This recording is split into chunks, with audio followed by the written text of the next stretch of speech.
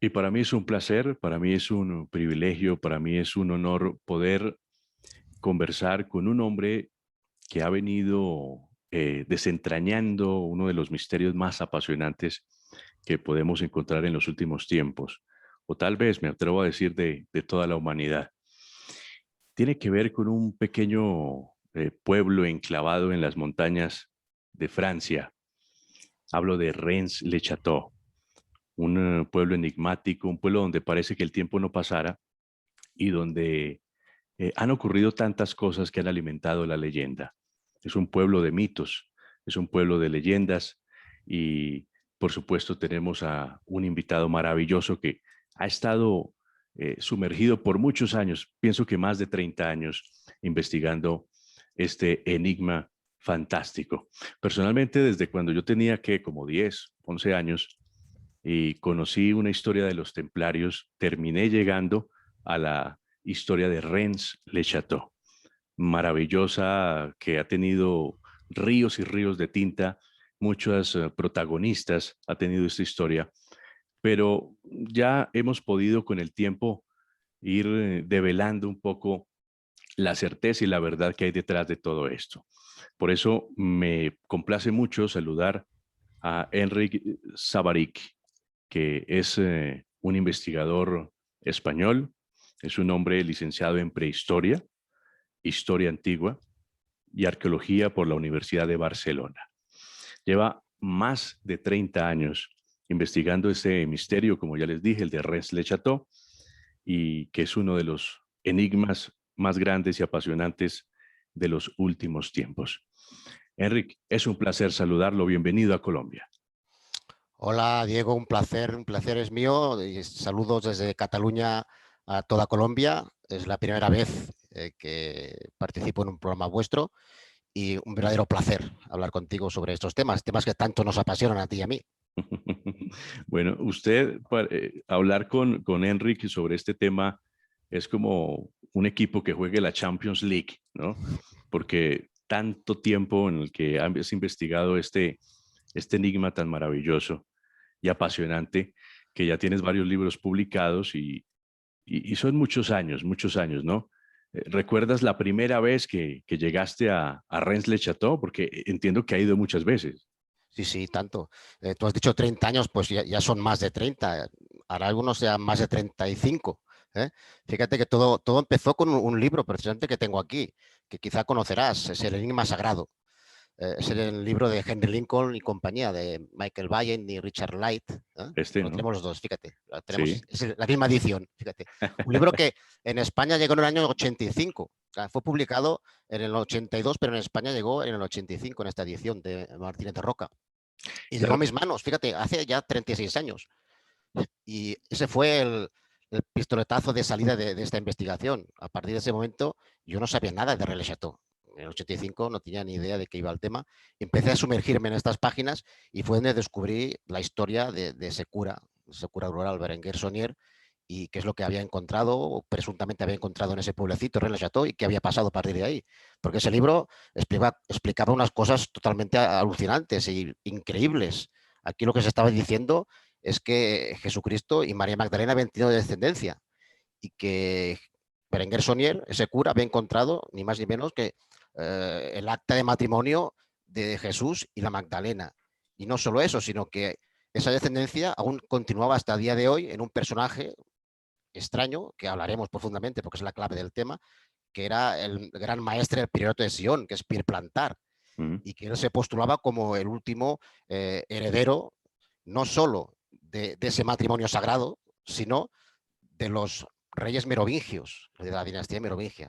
Toma ya, eso ya era una cosa súper increíble. A partir de aquí empecé a viajar, como tú dices, a Rennes-le-Château, y encadené infinidad de viajes hasta el día de hoy. Y fruto de esos viajes han nacido pues 4 libros míos sobre ese tema e incluso una novela, fíjate. A mí, a mis manos, llegó este libro que devoré con mucha alegría. Sí, sí, sí, sí, sí. Creo que es el más reciente que has publicado sobre el tema, ¿no? Bueno, después de este tengo una novela. Mira, fíjate, después de... Mira, vamos a duplicar libros. Después de tengo, fíjate, esta es La caja secreta. La caja secreta, sí. Claro, esto ya es una ficción. Aquí intenté un poco emular a Dan Brown, salvando las distancias, y hacer una especie de código da Vinci en pequeño, e intentar dar una explicación novelada sobre lo que pudo haber encontrado Berenguer Saunier. Después de investigar tanto, de hacer tantos ensayos y de tantos años sobre el terreno buscando información y hurgando sobre todo en los archivos, porque hay mucha información en los archivos. Fíjate que Berenguer Saunier, no tienes que perder de vista nunca que él lo apuntaba todo y tiene todos unos diarios donde iba apuntando todo lo que hacía cada día. Y hay mucha documentación escrita. Por tanto, son tantos años investigando sobre el terreno y en la documentación que fruto de ello pues son estos libros y esta novela que al final salió a la luz y que, bueno, muy bien, ¿no? Qué bueno. El libro del que estamos hablando se llama Retorno a Rennes-le-Château. Mm. Es un libro apasionante. Como ya Enrique nos lo está diciendo, en los años 80 del siglo pasado apareció este libro, El Enigma Sagrado, que fue el que alimentó o creó un boom en torno a todo este tema, pero años antes habían aparecido otros textos como El Oro de Rennes, Claro. El Tesoro Cátaro de Sí, Gerard sí, de sí, sí, Sète, sí. ¿no? Mira, aquí tengo la edición española del año 67. Gerard de Sète, El oro de Rennes. Este fue el libro que inició toda la historia. Al menos la historia posplantar, porque claro, Rennes le Chateau tiene varias fases. No debemos quedarnos simplemente con la historia del oro de Rennes y de Gerard de Sète, Pirplantar, sino que hay una fase previa donde la búsqueda es distinta, donde se está buscando un tesoro. Quizá los espectadores no sepan de qué va el tema, o sí. Se trata, os lo cuento así rápidamente, de un cura, Berenguer Saunier, que en el año 1885 llega a un pequeño pueblo perdido en el Languedoc francés, en el sur de Francia, Rennes-le-Château, y se dedica a restaurar su iglesia, la iglesia consagrada a María Magdalena, Santa María Magdalena. Iglesia que estaba totalmente maltrecha, deshecha, había goteras por todas partes y se dedica a restaurarla. Mediante esa restauración, él levanta la losa del altar mayor, y encuentra, presuntamente, digo siempre presuntamente, encuentra unos pergaminos cifrados. A partir de ese momento, con esos pergaminos, él se dirige a su obispo de Carcassonne, Monseñor Villar, y bueno, lo envía presuntamente a París a buscar información y tratar de dilucidar de qué se tratan esos pergaminos. Cuando regresa, él dispone de una cantidad de dinero importante porque se dedica a remodelar todo el pueblo. Y no solo todo el pueblo, sino su iglesia, la restaura completamente, construye varios edificios importantes como la Villa Betania, que era una villa señorial que construye en pleno pueblo. Es importantísima esta villa porque fíjate que era un pueblo pequeñísimo, que había 4 casas, y construye ese párroco esta gran villa. Construye también la famosa Torre Magdala, donde ubica su biblioteca personal.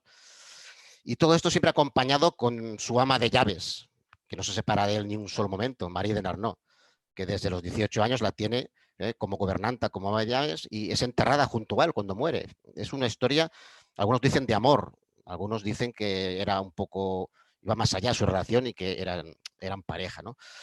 Pero bueno, todo esto que te he contado forma parte un poco de la belle histoire, que llaman, la bella historia, un poco del mito, porque realmente no es cierto cómo fue todo el tema. Ni fue a París, ni quizá encontró ningún pergamino cifrado, ni le pasó nada de todo eso. Simplemente fue un cura que encontró algo que le hizo vivir bien. ¿Qué quiere decir vivir bien? Pues que era un bon vivant, un señor que le gustaba la buena vida, que le compraba a su criada vestidos por catálogo desde París, que compraba cajas y cajas de ron jamaicano que llegaban a su casa. Bueno, un señor que disponía de dinero puntual y no siempre abundante, porque muchas obras las pagó a plazos, y vivía bien. De aquí a pasar que descubrió un gran tesoro, que había descubierto unos pergaminos cifrados, que descubrió la descendencia secreta de Jesús y la Magdalena, va un gran trecho. Es como la historia se empieza a intoxicar, porque esta es una historia de intoxicaciones. Es una historia muy bonita, pero en esos 35 años he visto muchas intoxicaciones. ¿Qué quiero decir? Pues que hay gente que ha ido malmetiendo información falsa desde los primeros minutos de la historia para crear situaciones distintas.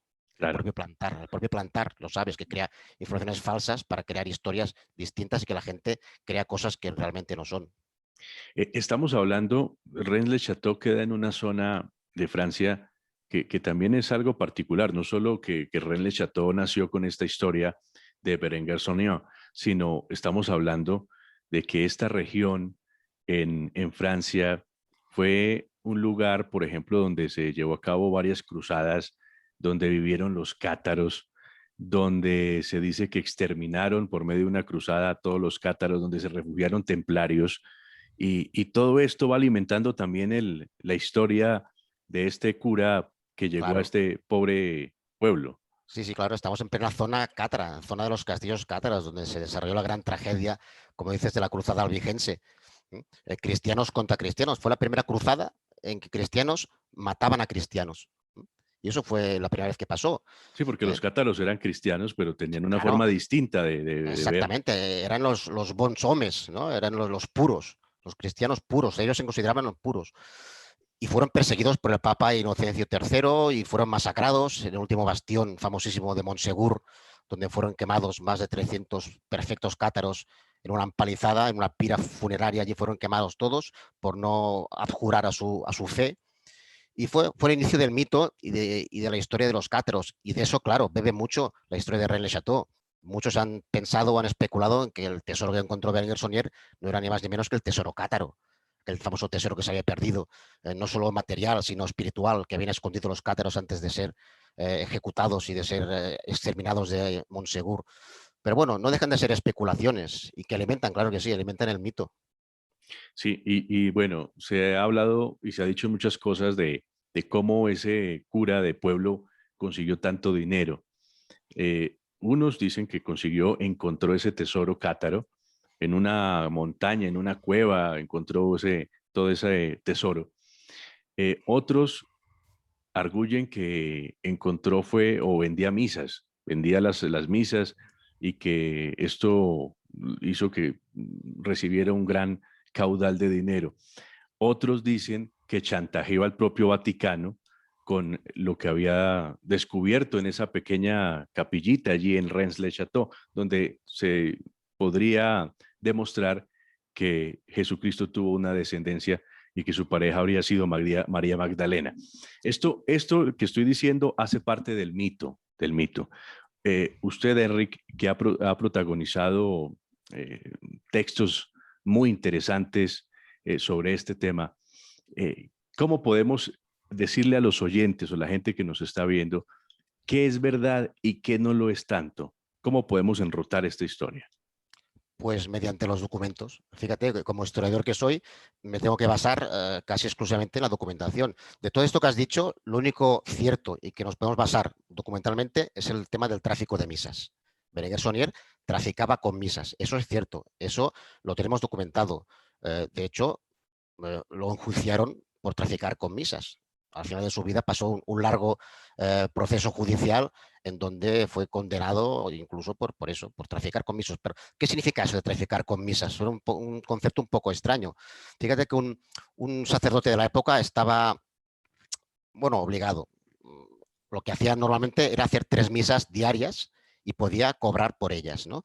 Si le pedían más misas de las que podía hacer, los sacerdotes de esa zona estaban obligados a cedérselas a otros compañeros suyos que no tenían misas.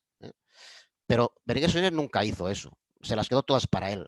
Y no solo eso, sino que fue haciendo propaganda por toda Francia pidiendo misas, solicitando misas y cobrándolas. ¿eh? Eso se llama traficar con misas. Con eso ganó mucho dinero. No quiero decir que con eso ganara todo el dinero que se le atribuye, no, pero fue un grano de arena más a todo lo que fue ganando poco a poco durante su vida. El tesoro y la riqueza de Berenguer Sonnier, yo creo, después de 35 años, que no fue una sola riqueza única, un foco único, sino fueron la suma de varias cosas. ¿no? Quizá encontró un pequeño tesoritos, sí, no descarto la hallazgo de un tesoro, pero pequeñito.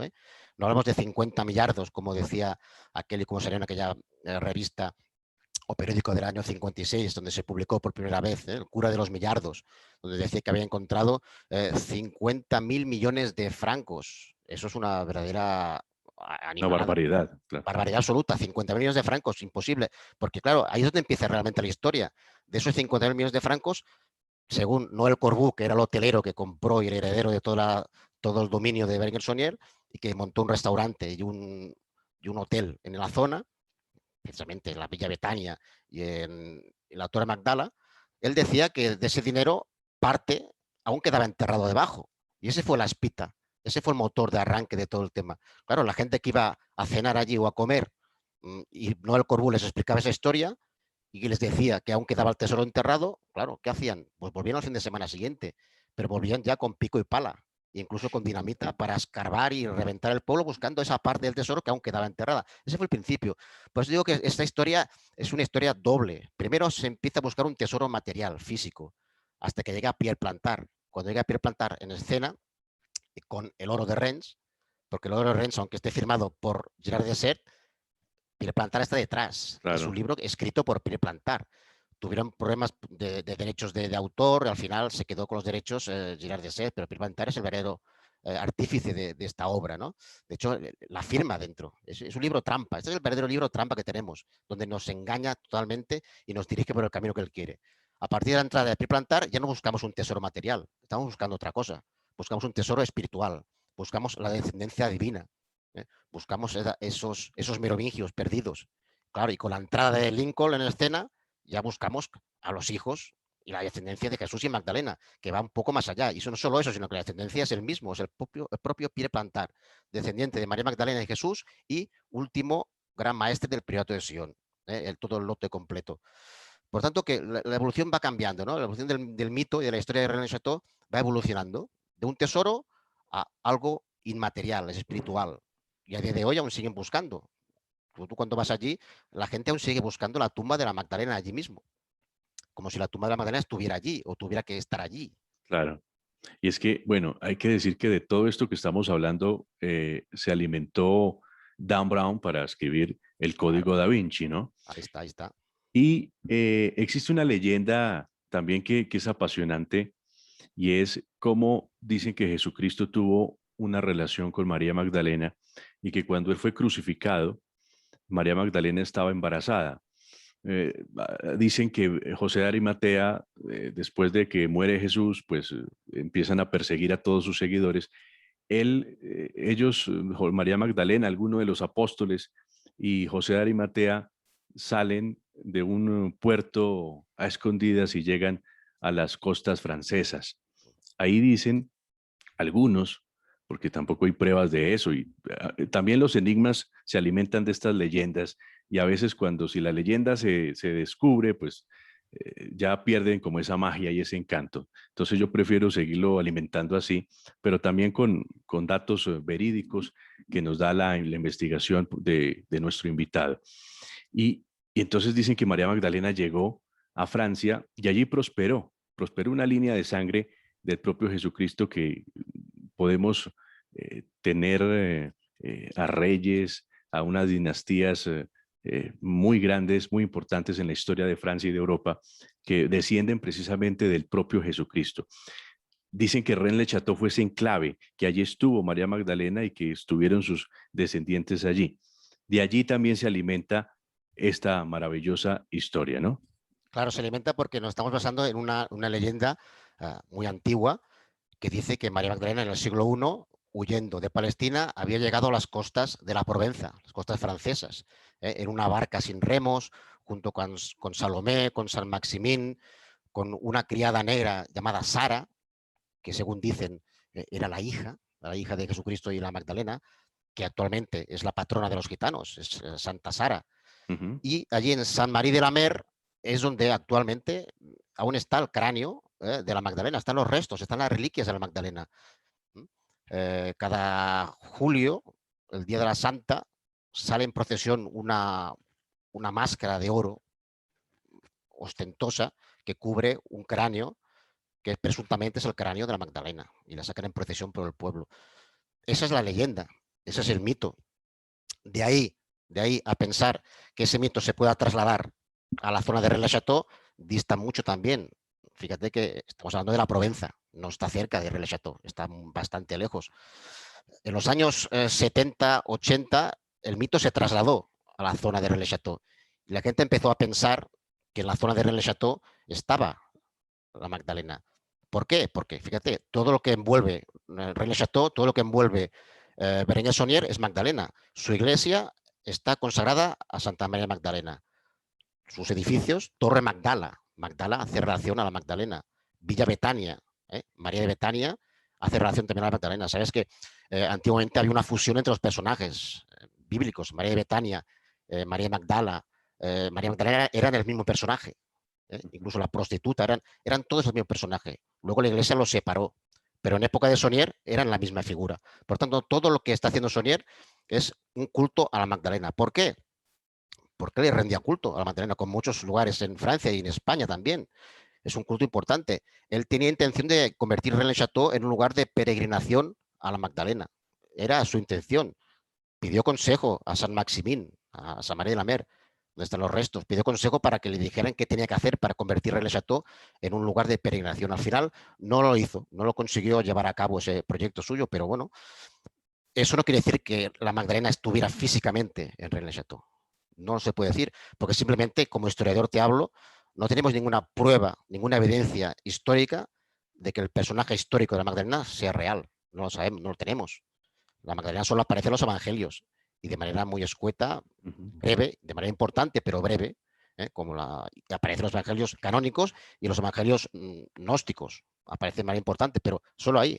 Y como sabes muy bien, los evangelios no son documentos históricos, no lo pueden ser nunca. Son documentos propagandísticos de una región determinada. Por tanto, ¿es real el personaje de la Magdalena? Bueno, la fe nos hace pensar que sí, pero solo la fe, no la historicidad del personaje. Es verdad. Henry, ¿qué podemos decir en medio de toda esta trama? Esta orden secreta del priorato de Sion, El Priorato de Sion. ¿existió? ¿No existió? Bueno, el Priorato de Sion, quienes hayáis leído el Código da Vinci, pensaréis que sí que ha existido, ¿no? Y de hecho Pierre Plantar era el gran maestre. Pero fíjate que el Priorato de Sion, la documentación que tenemos es que fue fundado en 1956. Es el año de fundación de esa orden. Pierre Plantar siempre lo negó. Él decía que eso era una orden que venía de la Edad Media, que venía de la Orden de Sion.